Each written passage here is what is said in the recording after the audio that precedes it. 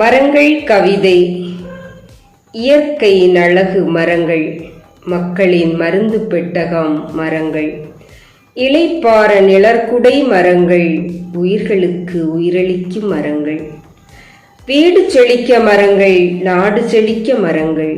தொட்டிலுக்கு மரம், கட்டிலுக்கு மரம்.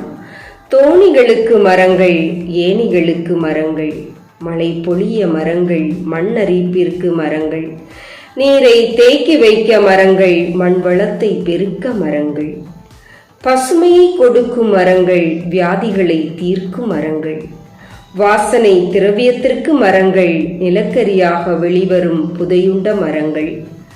திருமூலர் மந்திரத்தை உச்சரித்தது அரச மரம், நம்மாழ்வார் ஞானம் பெற்றது புளிய மரம்.